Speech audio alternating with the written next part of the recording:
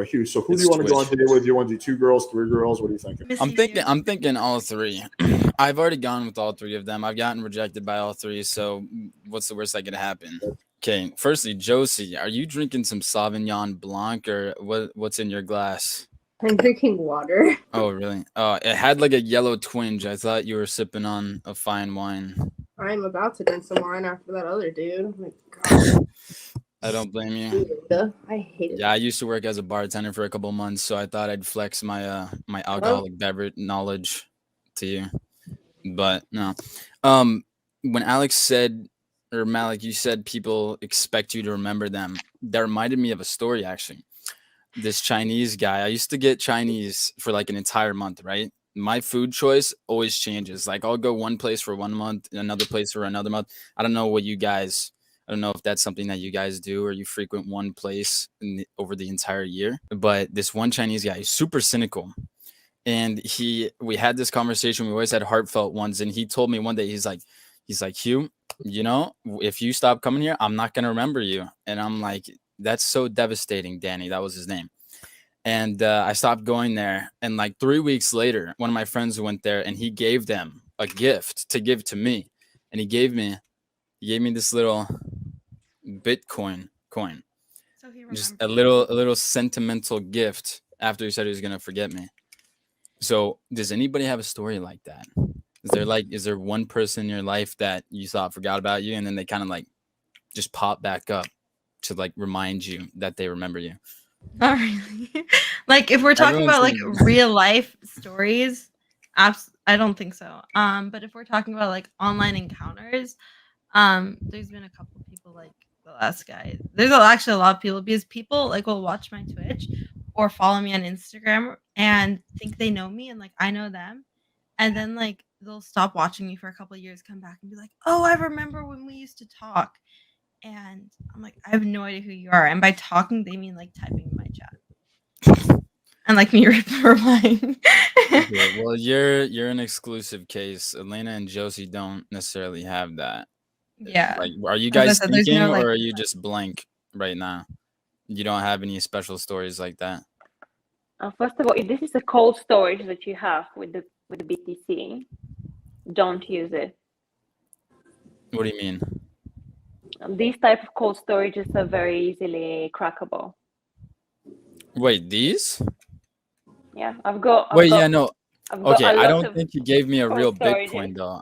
I think it was as a cold storage as a device. Don't use it because it's just super easy crackable.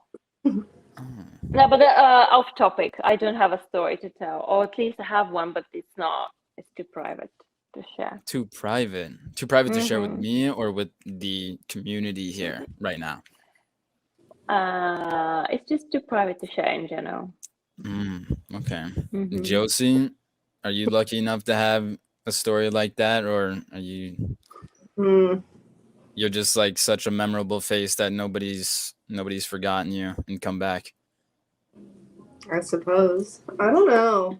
It's always the people that like I don't want to come back that come like lingering back, and I'm like, I didn't want to be reminded of you. You know, that's kind of that. I feel like that's the life of a woman, though. Like with me, I don't think I've ever had an encounter like that. There's never been like any females or dudes that just come trickling back after I get rid of them. But I feel like if you're a female, especially if you have an ex-boyfriend or something, they usually straggle back in. Yeah. They're like, damn, I messed up. And then they try to come back. But yeah. Okay. So Bitcoins, stories of people forgetting. What else do we got? What are you guys drinking? Josie's not drinking wine. Elena, are you drinking coffee? I'm drinking coffee. I have water as always. Oh, different time zone. Okay, that makes sense. Water in a jar. Have you ever cleaned that jar? Yeah, I actually clean out of the same jar like every. No, I clean it every morning. I've got like 20 of these. Some of them are pickle jars. This is just like a mason jar. So pickle juice. No, I just like 24 You eat the pickles jar. first. Yes, I eat the pickles. Okay, so let's start something. Who here likes pickles or drinks pickle juice?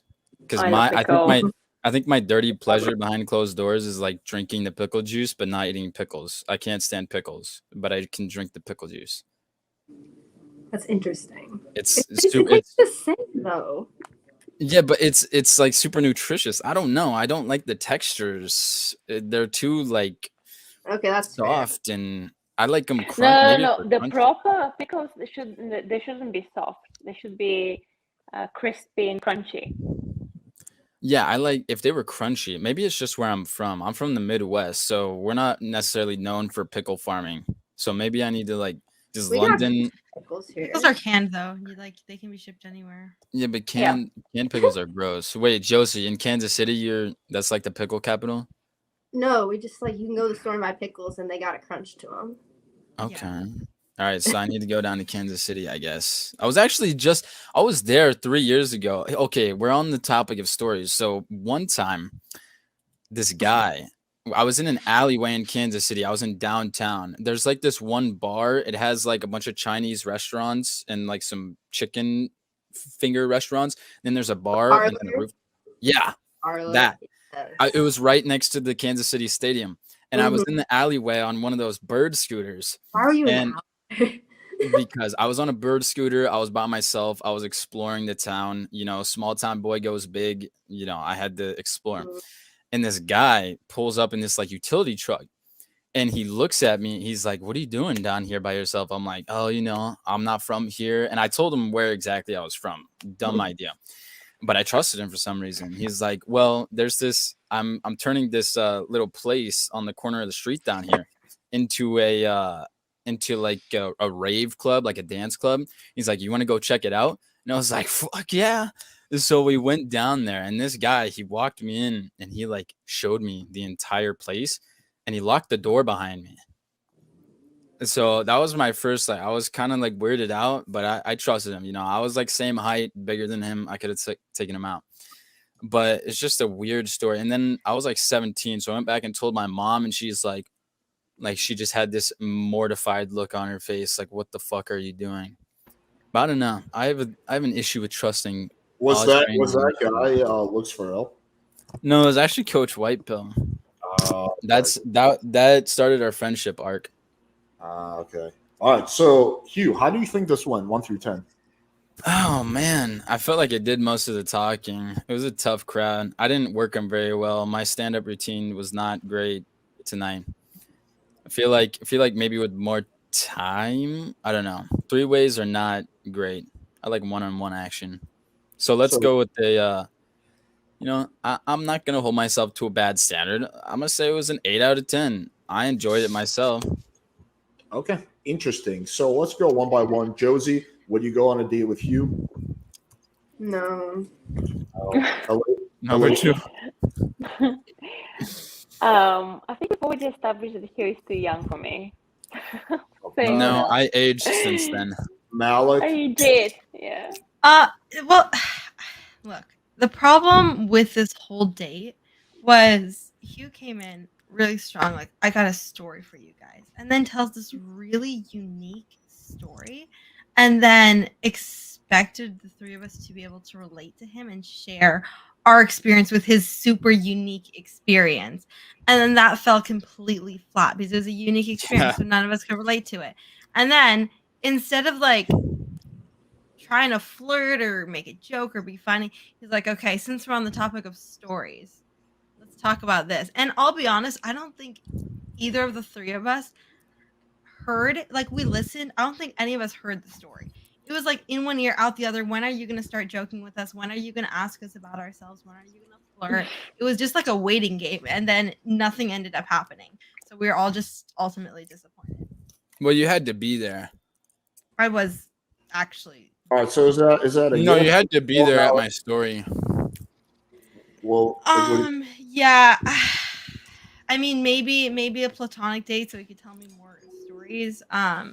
But yeah, there's nothing romantic about it. What do you mean stories? That was real. That was real life. Yeah.